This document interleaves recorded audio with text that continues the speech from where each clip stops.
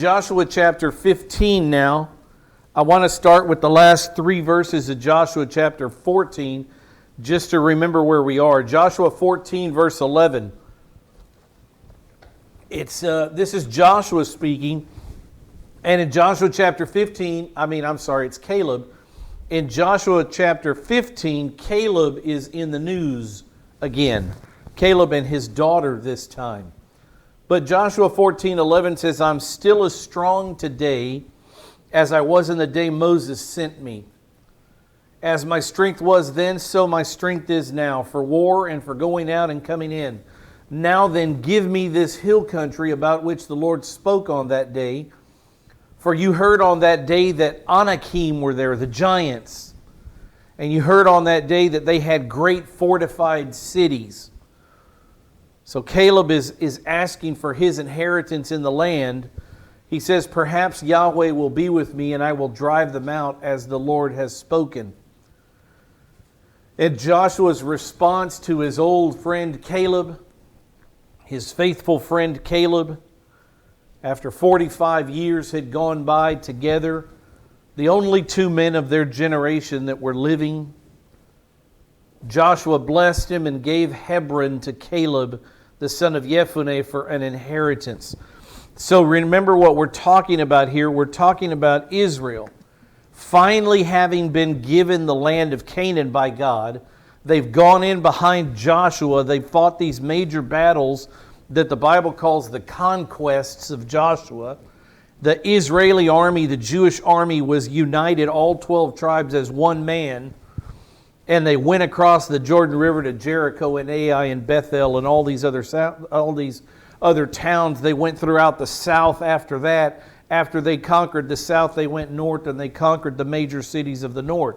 But what we talked about as we've gone through these chapters is that the only people that Israel, under Joshua and this united Israeli army, the only people that they killed and conquered were the major cities and the major kings.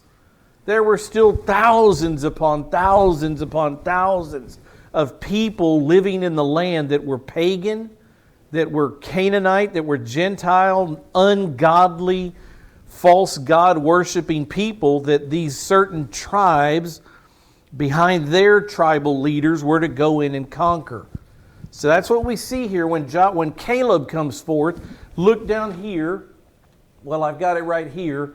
You can see this square is what's going to be in the next slide. This is the land we're talking about. And right in the middle, you see this town called Hebron. So it's the tribe of Judah that the lot has been cast to first. Of all the tribes of Israel, there are 9.5 tribes that cross the river. And these 9.5 tribes need to get their land. Judah went first by lot. God decided when the priest drew the lot, God decided by lot that Judah would go first. Well, Caleb is a son of Judah. He's a Judahite. He's one of the family. He is in the family of Judah. So when Judah's lot gets called, Caleb comes forth and says, okay, I have a special request because the Lord gave me 45 years ago a special piece of land and I'm here to get it. And that's exactly what Joshua 14:11 is. We're in the land of Judah. This is the land, this whole orangey, mustardy color. This is the land that's being allotted now. That's the land that's being talked about. It's going to the tribe of Judah, and Caleb will get his land in the middle of the tribe of Judah's land in Hebron. So we go into Joshua chapter 15 just with an idea of what's going on in this chapter. This is about the allotment of the land of Judah. That's what Joshua 14 and 15 are about. The allotment of the tribe, the allotment of the land of Canaan to the tribe, the Jewish tribe of Judah. Yehudah, by the way, if you wonder why we call Jews Jews, why we don't call them Israelis, why they have earned this nickname Jews, you're looking at it right here. This is where we get that word Jew from the word Yehudah, from the name of the first tribe, the tribe of the leaders of Israel, the Judahites, shortened to Jews later, centuries later. So in Joshua chapter 15, verse 1, we're going to see the tribal boundaries of Judah. And we're not going to cover every city. Just see how I do this. And this is how we're going to do the next several chapters. I intend next week, I shouldn't say this, I intend next week to cover several chapters. Because the next 4 or 5 chapters are just about this is the land of Manasseh, this is the land of Ephraim, and I'm not as interested in what all the names of the cities were, because as I've told you before, many of those cities don't show up on maps anymore. We don't know where they were, so we don't need to pine over exactly what all these names were. What we're interested in is the fact that God gave this land to Abraham. He promised this land to Abraham, and what we're reading here in Joshua 15 is God keeping His promise to the people of Abraham, the Jews. That's the bottom line. God is keeping His promise and passing this land out to the Jewish people, Israel, the descendants of Abraham, to whom He made this promise 500 years earlier. So Joshua chapter 15 verse 1 says, now the lot. We'll talk about this. I'll show you verses in just a second. The lot for the tribes of the sons of Judah, according to their families. This is the lot. This was what they inherited according to the lot. It reached the border of Edom, southward to the wilderness of Zin at the extreme south. So what we're about to see, and I'm going to jump from verse, and I'm going to jump 5 or 6 verses to another verse. What we're about to see is the fact that the land of Judah had borders. I want you to understand that. We serve a God who divides land up on this earth for different groups of people. Even within the land of Canaan, all this promised land, we call it, that He promised Abraham, even within the land, the tribes couldn't go over boundaries. They could travel over boundaries, but they couldn't live across that boundary. God determined where the tribe of Judah would live forever. And God determined where the tribe of Ephraim would live forever. They were to marry within their tribes. They were to live in these family units all the days of their life. Much, much different than the lives we live now, where even your own children are scattered throughout the United States of America. It wasn't so then. Tribes and families lived within a few miles of each other all their lives. A handful of miles. I'll give you an example of miles from the river right here, Jericho to Jerusalem, just to give you an idea of space. That's about 25 miles. So we're talking about from Hebron to En-Gedi, we're talking about 18 miles from here to here, 40 miles. I mean, a very tight grouping the family and the tribe was to live in. Very, very different than the way we live today. So the lot for the tribe of Judah. I want to talk about the lot for just a second. Last week, maybe it was the week before, but I think it was last week, I mentioned the lot. And I showed you a picture of the high priest. Remember, he had his breastplate on and it had 12 stones on it, each stone representing a tribe of Israel. And I said inside that folded up breastplate, there were 2 stones in it, the Urim and the Thummim. And I told you that somehow that Urim and Thummim was the way that God would speak to the priest. The priest might go to the Lord and say, should we go into battle against the Philistines? And the priest would go to the Urim and Thummim, and somehow through these stones, God would tell the priest whether the answer was yes or no. Let me show you a couple of verses that show exactly this. In Numbers chapter 27. So Eleazar is the high priest in the days of Caleb. In the days of Joshua chapter 14 and 15, Eleazar, the son of Aaron. God is my helper. Eleazar, God is my helper, is what his name means. He's the son of Aaron, and he's the priest, the high priest. Look what it says in Numbers 27:18 concerning how decisions were to be made among men. How is God going to make His will known to men on earth? He had a very specific way that the priest would know absolutely this is what God wants us to do. So the Lord, this is God, Yahweh, the Lord said to Moses, take Joshua the son of Nun, a man in whom is the Spirit, and lay your hand on him. Have him stand before Eleazar the priest and before all the congregation, and commission him in their sight. So now we see Joshua. This is a year or so ago. No, it's been 7 years because the conquest took 7 years. But it's 7 or 8 years earlier, we see God telling Moses, Joshua is going to take your place. So commission him in the sight of all Israel. The quote continues, you shall put some of your authority on him, on Joshua, in order that all the congregation of the sons of Israel may obey him. Now look what it says in the next verse. In Numbers 27, verse 21. Moreover, he shall stand before Eleazar the priest. And it's Eleazar the priest who shall inquire for him by the judgment of the Urim before Yahweh.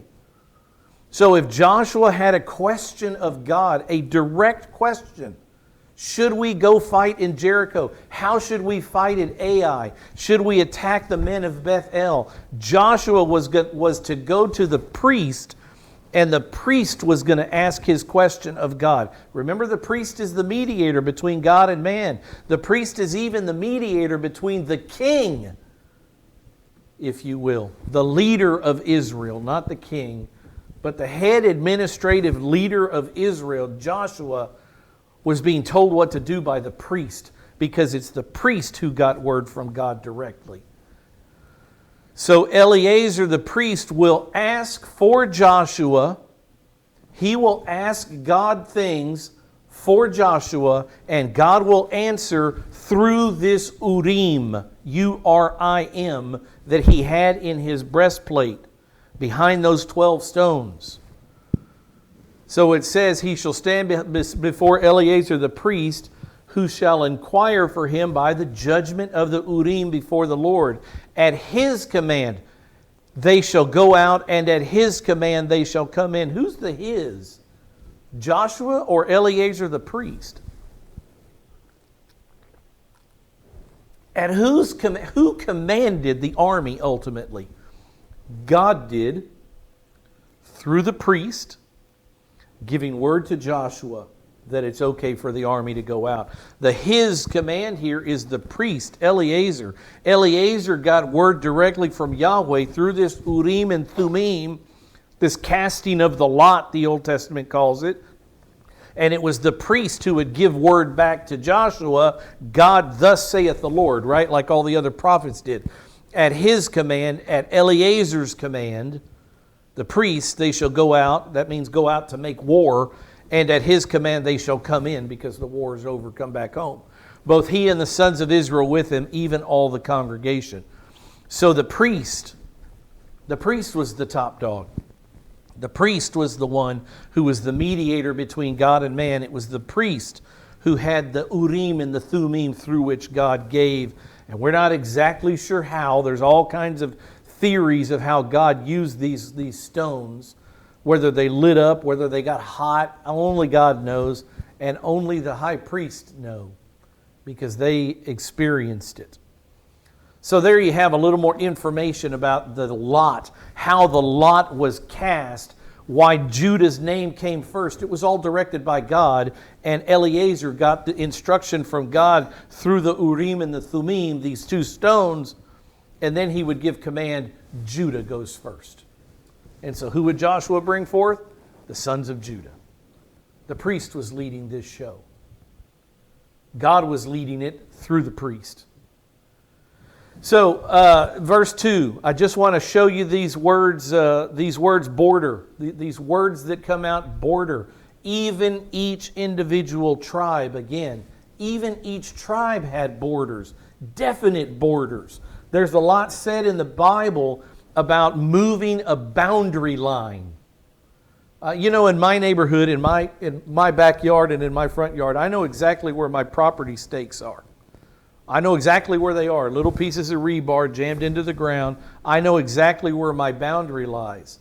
And it wouldn't take anything for me to go out in the middle of the night one night, with the flashlight and pull up one of those boundary stakes and move it over 8 feet.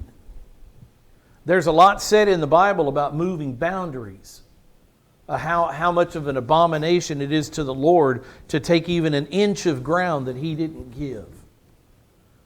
So boundaries and borders are important to God. I say that it's obvious why I say that. Because the United States of America has a boundary and a border that was established by God that shouldn't be moved. It shouldn't be moved. And you go even into the annals of the Old Testament way back in time, and God developed borders. People have borders that God determined. Their south border, it says in verse 2, their south border was from the lower end of the Salt Sea. That's the Dead Sea. From the bay that turns to the south. Then it proceeded southward. I just want to read a couple of verses just so you can see the detail. The detail in the map. Connect the dots that God made on this borderline. It was very, very specific. It wasn't, somewhere close to here we'll put a marker and maybe a few feet over there. It was very, very specific. From the bay that turns to the south, then it proceeded southward to the ascent of Akribim. It continued to Sin. Then it went up by the south of Kadesh Barnea, continued to Hezron, went up to Adar, turned about to Karka. It continued to Asmon, proceeded to the brook of Egypt. The border ended at the sea. This shall be your south border. So He gave all these dots along the way, and then they were to connect the dots. A very, very specific southern border. So when I show you this map, the only reason I say that if you looked at 10 people's maps, they may be slightly different, is because we don't exactly know where some of these places like Adar and Akrabim and Karka, we don't see those on our maps anymore. They're just lost to posterity. So we know where Kadesh Barnea is because it's a famous site, but where the others are along this, could they be a little further down here and Judah actually extends this way? Well, sure they could, but at the end of the day, who cares? God knows what the borders are. God gave the borders. So there was at one point a very, very specific line that Israel understood. Let's make no mistake, the tribe of Judah, they knew where that southern borderline was. Look what it says in verse 5. The east border was the Salt Sea. They knew where that was. Further in that verse it says, and the border of the north side was from the bay of the sea at the mouth of the Jordan. Now what's the sea that's at the mouth of the Jordan River? It's right here. Yeah, I know you can't see that, but you should know what it is. It's the Sea of Galilee. So that just blew that, didn't it? It can't be that. I take that back. The border of the north side was from the bay of the sea at the mouth of the Jordan. So we're talking about the North Sea, the Dead Sea again. The mouth is down here. These are the headwaters. The mouth is where it empties out into the Dead Sea. So somewhere in this area right here. We get close on a map. It's the best we can do. But I just want you to see there's a south border in verse 2. In verse 5 there's an east border. In verse 5 there's also a north border. Now look down to verse 8. I just want to pick up a city in verse 8. The most important city on the earth. Probably geographically, you could make good argument this is the central city. Geographically, the central city of all of God's creation He called earth. In verse 8 it says, the border went up to the valley of Ben Hinnom, to the slope of the Jebusite on the south, and that is Jerusalem. Now remember that ultimately and eventually God would set up His worship center on earth in Jerusalem. Look where it is on the map. It's right here, right on the northern tip of the tribes of Judah. I'm about to ask you who controls Jerusalem. What tribe inherited Jerusalem? The border went up to the valley of Ben Hinnom on the slope of the Jebusite on the south, that is Jerusalem, and the border went up to the top of the mountain, which is before the valley of Hinnom to the west, which is at the end of the valley of Rephaim toward the north. So forget most of that. Focus on the fact that the southern line of Jerusalem is where the tribe of Judah ended. So here's my question. What tribe inherited the city of Jerusalem? If Jerusalem is the most important spot on a human map, and it is central. God will rule from Jerusalem. Jesus Christ will rule from Jerusalem, the Jerusalem we see on a map for 1,000 years. After that, He'll burn up this heavens and this earth. He'll create a new heavens and new earth, and a new Jerusalem will come out of heaven. We read about it in the book of Revelation, chapter 21. Jerusalem is the central, most important city in all of the Bible, in all of human history, for all time. Jerusalem is the center. Who did God give Jerusalem to? Look what it says there. The border went up to the valley of Ben Hinnom, to the slope of the Jebusite on the south. So it's kind of a trick question to ask which tribe got Jerusalem. Because it is on the southern border of Jerusalem. It's the southern area of the city of Jerusalem where Judah's boundary went up to. The valley of Hinnom is on the southern edge of Jerusalem, and this would become the boundary between Judah and Benjamin. I'm going to push ahead. I just want to show you another verse that tells you that Jerusalem was given not to Judah but to the Benjamites. It was given to the tribe of Benjamin. In Judges, chapter 1, verse 21, we'll be there very soon. It says, "But the sons of Benjamin did not drive out the Jebusites who lived in Jerusalem." So the Jebusites have lived with the sons of Benjamin in Jerusalem to this day. Who lives in Jerusalem, the Benjamites or the Judahites? The Benjamites do, because God gave Jerusalem. He gave Jerusalem to the tribe of Benjamin, which is a very interesting study all its own. We'll get there. So Jerusalem, the most important piece of dirt in the world, was given to the tribe of Benjamin. Let's drop down to verse 12. In verse 12, we've already seen a south border, an east border, a north border. In verse 12, we pick up a western border. God leaves nothing to the imagination. He leaves nothing for men to determine. God's very direct in His orders of how this land is to be divided. The west border was at the Great Sea, even its coastline. That is the Mediterranean Sea. This is the border around the sons of Judah. This is the border around the sons of Judah according to their families. God makes borders. Lines that people shouldn't cross. You can't live on the other side of that line. That's not the territory of earth that God gave you. Borders are in God's mind. Now Caleb comes back into the picture. Look at verse 13. Now he gave to Caleb, and we read about this in chapter 14, but Caleb's name comes back up, and we'll see why. He gave to Caleb the son of Jephunneh a portion among the sons of Judah, according to the command of Yahweh to Joshua, namely, these are the lands that Caleb got, Kiriath Arba, Arba being the father of Anak, that is Hebron. So Caleb gets Hebron. Hebron, I'll give you a couple of facts for trivia. The name Hebron, the word Hebron means confederacy. Confederacy. A confederacy is a states or people that are joined together for a purpose. You confederate because you have a purpose in mind. You've gotten together for a time for a purpose. Like the southern states in America became a confederacy, they joined together for the purpose of defeating the north.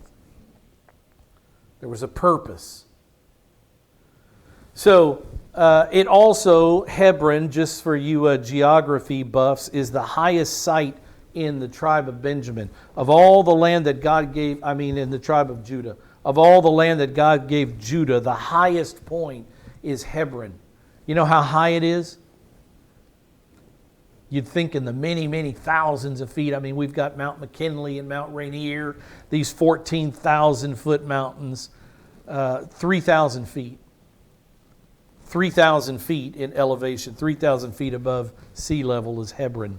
So when you think of Israel's mountains, they're not like the Rocky Mountains. They don't come anywhere close to the height of mountains here, and certainly nowhere near the height of the Nepali, the mountains of Nepal, and the big ones, the 25,000 foot tall mountains. Nowhere close. 3,000 feet in elevation. So yes, they're mountains to the people of Jerusalem, but they're not huge mountains at all.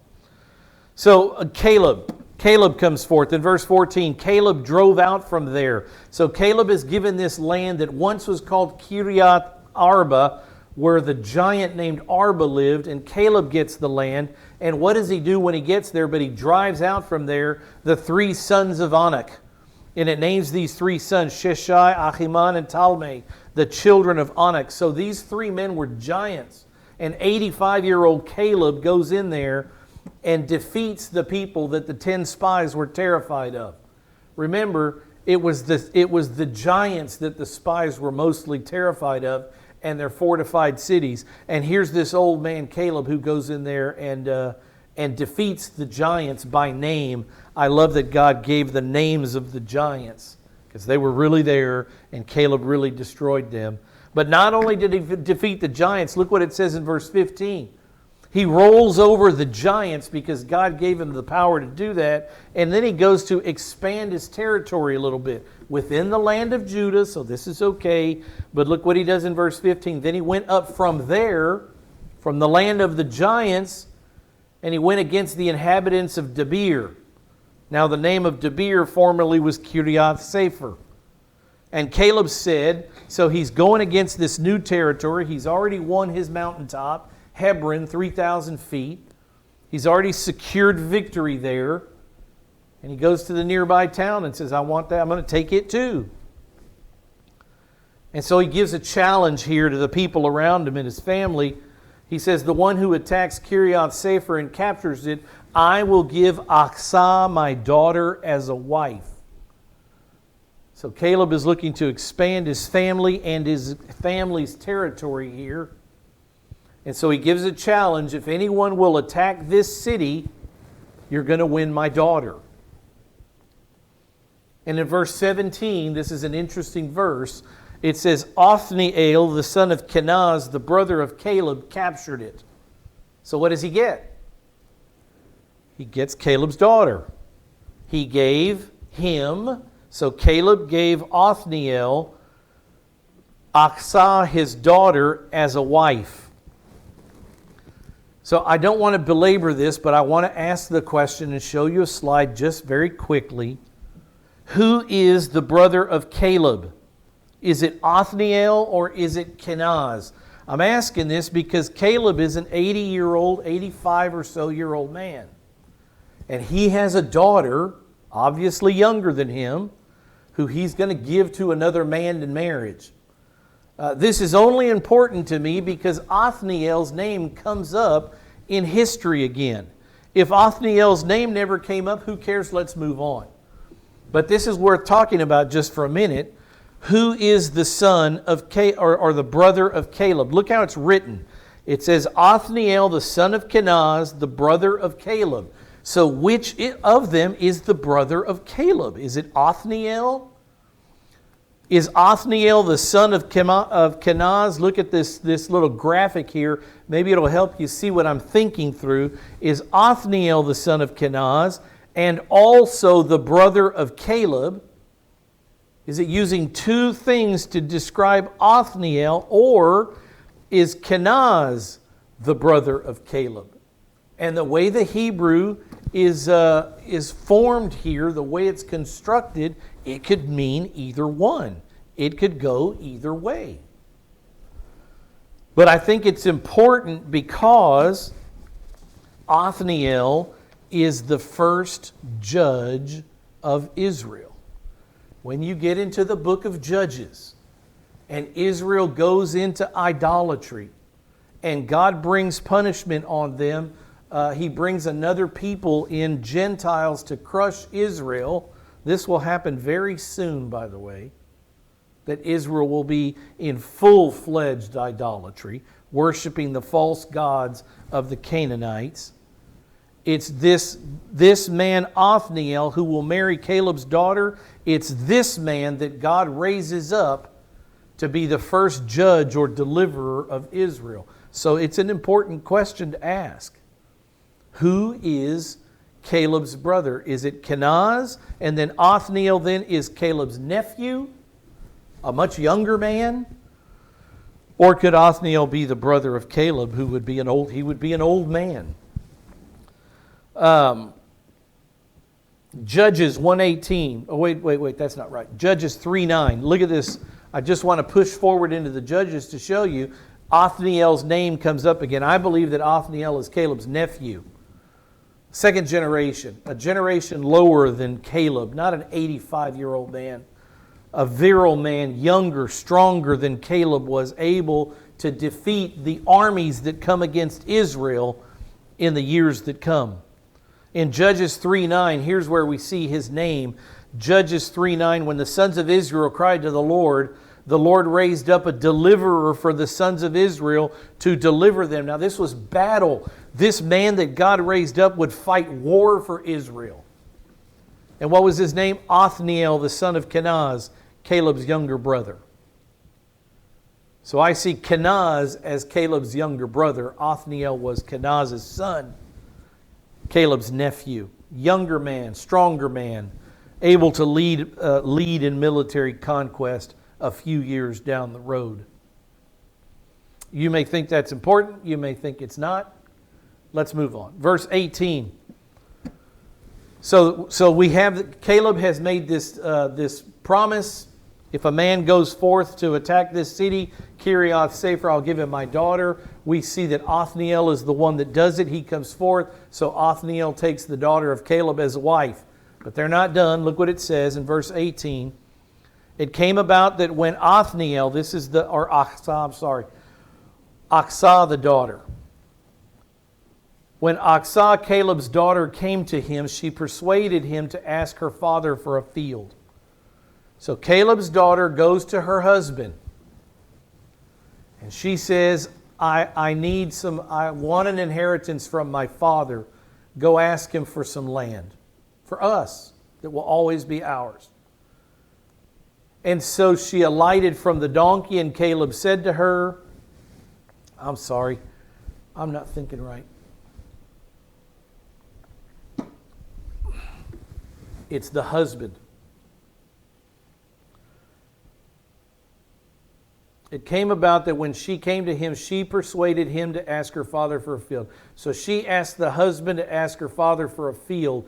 But it seems interesting when you go forward, the pronouns change. So she alighted or got off of the donkey, and Caleb said to her, what do you want? And then she is the one that spoke to her husband. So maybe she was just asking her husband for permission. Can I go ask my father for a field? We're not really sure here how that goes. So the daughter's having a conversation with the father, with Caleb. Then she said, give me a blessing. Since you've given me the land of the Negev. Now the Negev is desert. Just understand that the Negev is desert land. That's why she's asking for water here. She says, since you have given me the land of the Negev, give me also springs of water. So he gave her the upper springs and the lower springs. So the story starts to make a little more sense. It seems that in a time past, the husband went to Caleb and said, your daughter wants land. The father, Caleb, said, okay, you can have the Negev, part of the desert. And then the daughter comes back later and says, Dad, we need some water. There's no water there. So the Negev is desert, and he gives her springs of water. Verse 20 ends this. This is the inheritance of the tribe of the sons of Judah, according to their families. So we have the north, the east, the south, the west borders of the tribe of Judah given through the priest to Joshua, communicated to the leaders of Judah.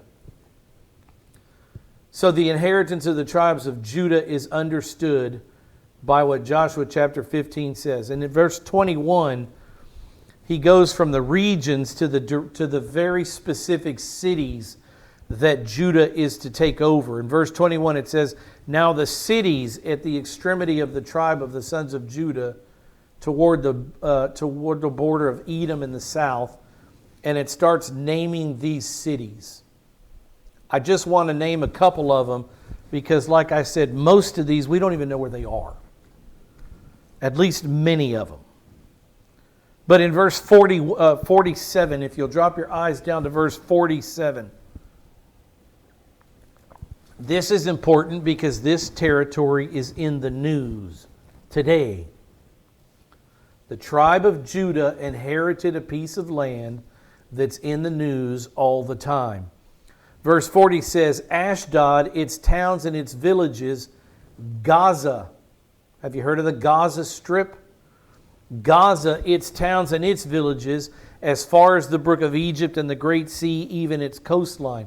And again, I highlight Gaza here because of its importance today. We hear much about the Gaza Strip in the news today. The Gaza Strip is this little piece of land right here that's along the Mediterranean Sea. These are identical maps, just they look a little different. So here's the city of Gaza. Here's Ashkelon. We just read about that. But this is in the tribe of Judah. In the tribe of Judah. Today, this area is controlled by Muslim extremists. We would call them Muslim terrorists. The group that controls Gaza now is not Israel. It's a terrorist group called Hamas. Hamas. Hamas owns the territory called the Gaza Strip. They control it entirely. Jews aren't allowed to go into Gaza. It's entirely controlled by Hamas now. I'm just going to show you a verse because it's interesting to me. There's the Gaza Strip. I circled it twice. Hamas is not an unknown word. Hamas is a word that means violence. This terrorist organization has named themselves the violent ones. Look what it says in Genesis 6:11. Just a quick verse and we get back into this. Genesis 6:11 has the Bible has the word Hamas in it. Now the earth was corrupt in the sight of God, and the earth was filled with Hamas, filled with violence. What are those days? Genesis 6. What's about to happen in Genesis 6? Who does God call out? He calls out Noah. This is a description of the world before Noah's flood occurred. The earth was corrupt in the sight of God, and the earth was filled with Hamas. That's a very interesting word, that the earth was filled with Hamas. The earth was filled with Muslim terrorists. That's not what it means in Genesis 6:11. I just add the current Hamas in there. Interesting that they would choose that word Hamas, because it was when the world was filled with Hamas that God came and violently disturbed the earth with the flood. I wonder if God may not be about to violently disturb the earth with the tribulation. Verse 63. Look down at verse 63. I want to ask a question here. Remember the Jebusites. Remember Jerusalem. Remember that it's on the northern border of Judah and on the southern border of the tribe of Benjamin. It says something here about Jerusalem that I find interesting. Verse 63 says, Now as for the Jebusites, the inhabitants of Jerusalem, the sons of Judah could not drive them out. So the Jebusites live with the sons of Judah at Jerusalem until this day. Don't you find that interesting? Do you remember what the other verse said? The Benjamites could not drive out the tribes. The Benjamites could not drive out the Jebusites. So the Jebusites live to this day with the sons of Benjamin. You said, well, which is it? How can you have the Benjamites living in Jerusalem and also the Judahites living in Jerusalem? What's the answer? It's a border town. It's a border town. You've got Judah living in the south. You've got the Benjamites living in the north. It's a border town. The valley of Ben Hinnom is a valley that touches the old city of Jerusalem. I mean, even today. But what went wrong here? This is the question I want to ask. Joshua has just gone into the land with his army. They've cut the head off the snake. They've killed all the powerful kings. They've taken control of the land so that Joshua and the Israelites could never be kicked out of the land. What's going wrong? Why is it that God said, I will lead you into the land, I will destroy from the land everybody that's in it, all the inhabitants, and Israel will own this land? I'm going to send them all out. I'm going to kill all of them. But here in Joshua 15, you read, the sons of Judah could not drive them out. Doesn't that at least make you ask the question, where is God? I thought God said, I thought Jesus, the angel of the Lord, the captain of the hosts of Yahweh, I thought that the pre-incarnate Christ told Joshua, I will lead you into the land, I will lead you into battle, and Israel's foot won't slip. You will defeat everybody you fight against.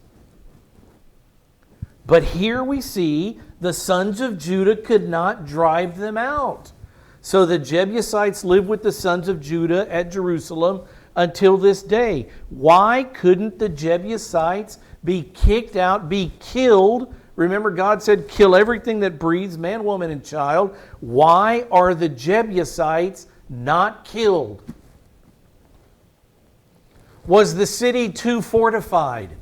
Was it just too strong a city for Yahweh to defeat? What's the answer to that? No. So what's going on here? Was it Yahweh's intention? Listen to this question. Was it Yahweh's intention for Jerusalem to be His dwelling place among Israel forever? Is that where Yahweh chose to dwell with Israel?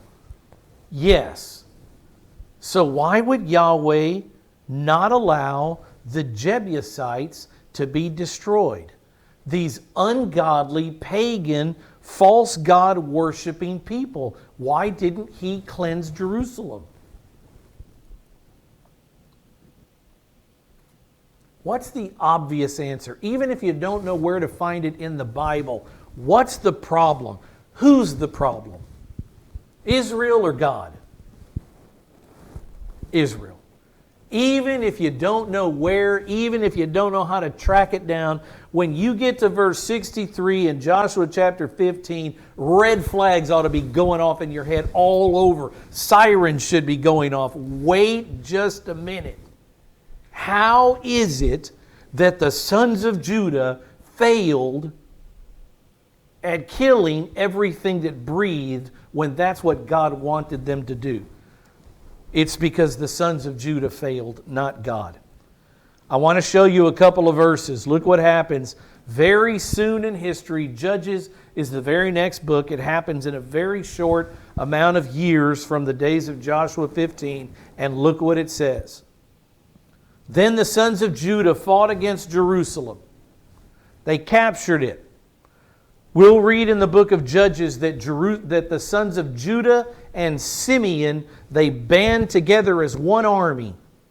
Judah and Simeon band together as one army, and they went against Jerusalem, and they captured it and struck it with the edge of the sword and set the city on fire.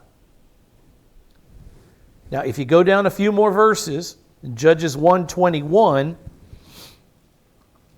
this is the end of the story. But the sons of Benjamin did not drive out the Jebusites who lived in Jerusalem. So the Jebusites have lived with the sons of Benjamin in Jerusalem to this day. So the sons of Judah and Simeon were strong enough to go into Jerusalem and defeat the political powers there.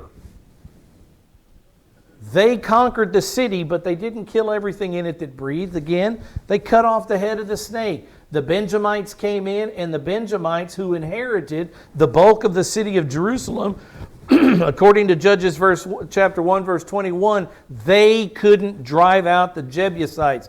You say, Rick, you haven't proven your point. Keep reading. Judges chapter 2, verse 1 and 2. Now the angel of the Lord, this is the captain of the hosts of the armies of God. This is the pre-incarnate Jesus Christ.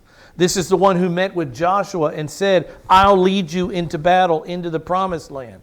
Now the angel of the Lord came up from Gilgal to Bochim, and he said, so God speaks to Israel. I wonder what he's going to say. I brought you up out of Egypt and led you into the land which I have sworn to your fathers. And I said, I'll never break my covenant with you. And as for you, you shall... So God says, I swore to Abraham and Isaac and Jacob that this land would be yours. I've kept my promise. You're in the land. What about you? As for you, Israel, you shall make no covenant with the inhabitants of this land. We saw that they already broke that earlier in the book of Joshua. They were fooled. They made covenant. What else did God want them to do? Tear down their altars. Tear down their worship centers. Tear down their false god, pagan worship centers. Destroy paganism in the land so that you can worship me alone. And what does God say in the book of Judges chapter 2? You have not obeyed me. You've not obeyed me. What is this you have done? Whose fault is it? Did God not keep His word? Is that why Jebusites are still living in Jerusalem? No, God says in Judges 2, Israel, you didn't do what I told you to do. Look what it says in the very next verse. Therefore I also said, I will not drive them out before you, but they will become as thorns in your sides, and their gods will be a snare to you. It wasn't God who broke His promise. It wasn't God. It wasn't the angel of the Lord. It wasn't the captain of the hosts of the armies. It wasn't God who wasn't powerful enough to kill the Jebusites. It was Israel walking into the land and immediately not killing everybody and immediately falling into idolatry. These things happened in days, not weeks or months or years.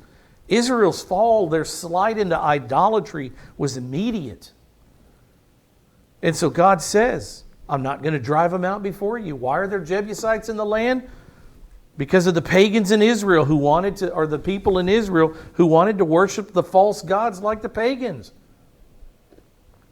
So let's end with the question, wasn't there any time at all when Israel under Joshua was obedient to God? Please, Rick, tell me. There was at least a season, at least a short time, when Israel fell down and bowed before the great God, the one true God, Yahweh.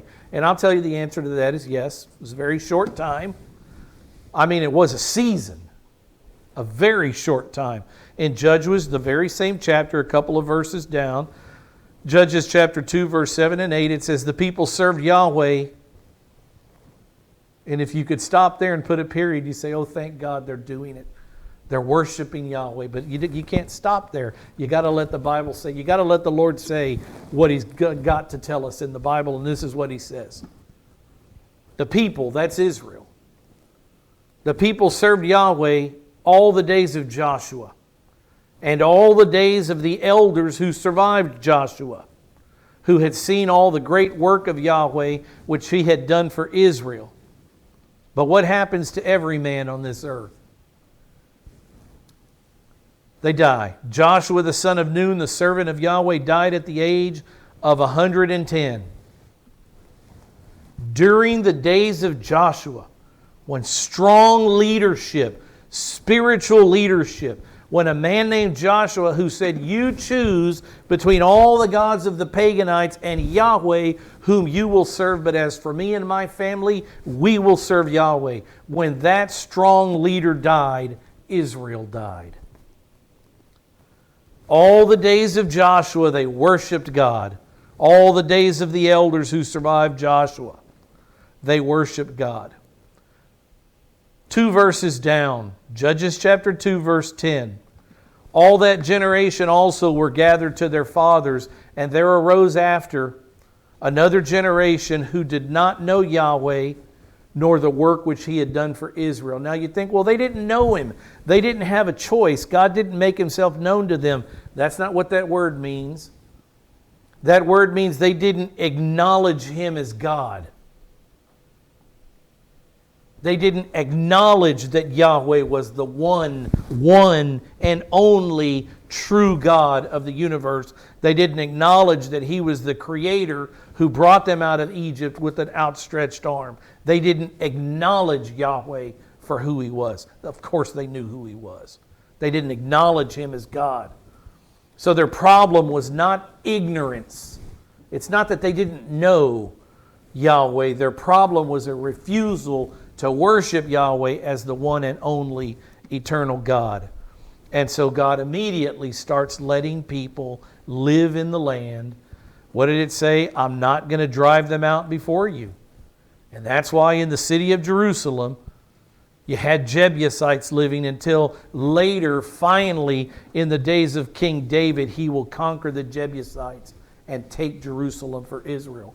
But 400 more years go by before Israel or Jerusalem is finally conquered by David. They just wouldn't obey the Lord. One quote, look at what this says. Gary Ingrid, Hearts of Iron, Feet of Clay. This is what he said, the greatest sin a human being, now speaking of Israel, the greatest sin a human being can commit.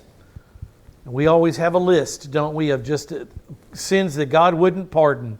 The greatest sin a human being can commit is not murder or rape or other despicable acts of atrocity. As bad as those things are, that's not the depth of human depravity. The depth of human depravity is to turn your back on the living God to serve man-made gods. That is the worst thing a human can do. The greatest sin a human being can commit is not murder or rape or other despicable acts of atrocity. It is to turn his back on the living God to serve man-made gods. And that's exactly what Israel did almost immediately. Certainly some of them immediately upon entering the land of Canaan, the promised land. One day we'll get to a good story in Israel. Let's close in prayer. Father,